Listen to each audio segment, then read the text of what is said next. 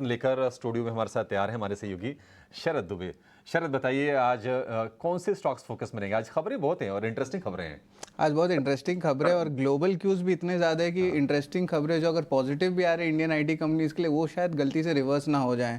सबसे पहले मैं बात करूंगा एक्सिस बैंक पे। यहाँ पे जो है week set of Q1 numbers आए हैं और बात करें तो एसेट क्वालिटी में डिटोरिएशन आया है, क्रेडिट कॉस्ट बढ़े हैं, स्लिपेजेस बढ़े हैं और इंटरेस्टिंगली सिटी ने डाउनग्रेड भी कर दिया, स्टॉक को भी न्यूट्रल पे ले आया। पहले बाई का राय था और टारगेट प्राइस घट गया है, 1320 कर दिया, पहले 1370 था। आईटी स्टॉक्स के बारे में बात करेंगे, नास्डाक 100 जो है लगभग 4% के जो है गिरावट आया। सबसे बड़ा फॉल जो है आपको देखने मिला है ये दिसंबर 2022 से। इसमें बड़े दिग्गज कंपनीज जैसे कि निविडिया हुआ, ओरेकल हुआ, अल्फ़ाबेट, गूगल, सब में 12 से लेके आप कह सकते हैं 8% तक का जो है गिरावट देखने मिला है। ऑफ कोर्स ओरेकल भी अर्निंग्स आए थे, लेकिन उसके कारण थोड़ी इम्पैक्ट जो है चेंज भी हो सकती है। और याद रखिए टेक महिंद्रा के भी रिजल्ट्स आ जाने वाले हैं। वीएसटी इंडस्ट्रीज कल भारी गिरावट आया था 17% और ब्लॉक डील में आरके दमानी ने जो है लगभग 2.26% स्टेक की बिकवाली की है। ओपन मार्केट में 150 करोड़ का उनका जो स्टेक था लगभग 36.2% है जून के क्वार्टर में, तो यहाँ पे ऑफकोर्स 2% ट्रिम ज़रूर हुई है। और इंटरेस्टिंगली आज Q1 रिजल्ट्स भी हैं और एक बोर्ड मीट है जहाँ पे बोनस इशू के ऊपर विचार की जाएगी। जो 3 अर्निंग्स मैं लिया हूँ, अगले जो 3 स्टॉक्स के बारे में बात करूँगा जो स्टैंड आउट अर्निंग्स हुए हैं।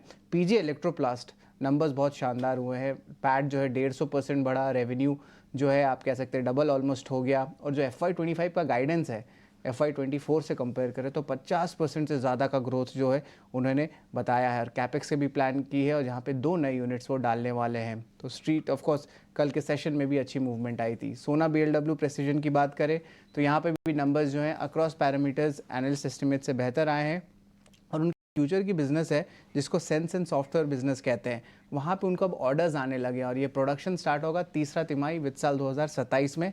और शेयर होल्डर्स की एक एनेबलिंग रेजोल्यूशन भी पास हो गई है जहाँ पे फंड रेस लगभग 2400 करोड़ रुपए का रहेगा। आदित्य बिरला, सन लाइफ, AMC, सारे AMC कंपनीज जो है by the way Q1 numbers बहुत स्ट्रॉन्ग ला रहे हैं, रियलाइजेशंस इंप्रूव हुए हैं। यहाँ पे भी जो है highest ever quarterly profit company ने पोस्ट किया है और जो इक्विटी म्यूचुअल फंड की AUM है वो 37% बढ़ गई है ईयर ऑन ईयर बेसिस पे। एक इंटरेस्टिंग स्टॉक मैं बताऊंगा CG पावर। हमने ऑलरेडी कवच थीम में जो है स्टॉक्स जैसे कि HBL पावर और कर्नेक्स माइक्रो सिस्टम के बारे में बात किया है, अब CG पावर की भी बात होने लगेगी क्योंकि 55% स्टेक की एक्विजिशन वो की है GG ट्रॉनिक्स में, जिसका वैल्यू आता है 320 करोड़ का। अब ये कंपनी जो है वही 4.0 का जो लेटेस्ट वर्जन है कवच स्कीम का, उसमें अपनी नाम दे रही है। तो ऑफकोर्स अब CG पावर में भी जो है इम्पैक्ट आ सकता है, जो जैसे भी रेलवे सेफ्टी की अनाउंसमेंट्स आती है। हमारा 8वां स्टॉक रहेगा बिग बोल्ड ब्रोकरेज, फोकस में रहेगा पॉलीकैब। ये मैक्वारी का रिपोर्ट आया है, इनिशिएट आउट परफॉर्म किया है और टारगेट प्राइस जो है रखा है 7,576 रुपीज़ का। और उन्होंने कहा है कि डोमेस्टिक और ओवरसीज़ की अपॉर्चुनिटीज़ ग्रोथ अभी इंपॉर्टेंट है और जो प्रीमियम फोकस है इन हाउस मैन्युफैक्चरिंग पे, उस पर भी एक अच्छी इम्पैक्ट देखने मिल सकती है। इंटरेस्टिंगली ग्लोबल कॉपर प्राइसेस की बात करें तो वो भी अपने 4 मंथ लोस पे आ चुकी है अगर फ्यूचर्स बेसिस पे बात करें। और जब कॉपर प्राइसेस घटते हैं तो इनके मार्जिन्स में जो है एक दो क्वार्टर के लैग के बाद एक अच्छी पॉजिटिव मोमेंटम देखने मिलती है केबल वायर कंपनीज़ को लेके। हमारा आखिरी स्टॉक, हमारा स्पेशल वन रहता है खबर का। अगर इस स्टॉक के बारे में बात करें तो JBM ऑटो इस बार फोकस में रहेगा। अब यहाँ पे इनको एक बड़ा EV बस का ऑर्डर आ सकता है। अब ये ऑर्डर जो है एक स्टेट गवर्नमेंट से देखने मिल सकता है। और याद रखिए फंड रेज और Q1 नंबर्स भी जुलाई 31 के मीटिंग में कंपनी कंसिडर करने वाली है। तो ये 9 अहम स्टॉक्स है जो आप अपने नोट में ज़रूर रखिएगा।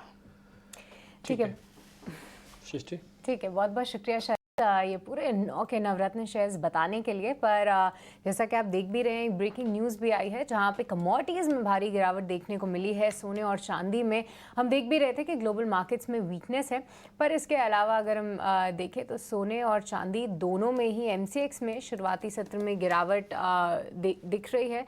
ग्लोबल क्यूज़ की तरह ही जो है ये दोनों ही कमोडिटीज़ रिएक्ट कर रही हैं। अगर देखें सोने में तो लगभग 1000 रुपए की गिरावट है, वहीं चांदी में ऑलमोस्ट 4% की कमज़ोरी दिख रही है। और इंटरेस्टिंगली एक रिपोर्ट भी सुबह आई थी जहाँ पे ये बताया जा रहा था कि जब हमने देखा कि कस्टम ड्यूटी कट हुआ उसके बाद जिस तरीके से ग्लोबल मार्केट्स में भी थोड़ी सी करेक्शन हुई प्राइसेस में, जो ज्वेलरी खरीदने की होड़ है उसमें लोग लग गए और बहुत ज़्यादा डिमांड जो है हर दिन देखने को मिल रही है।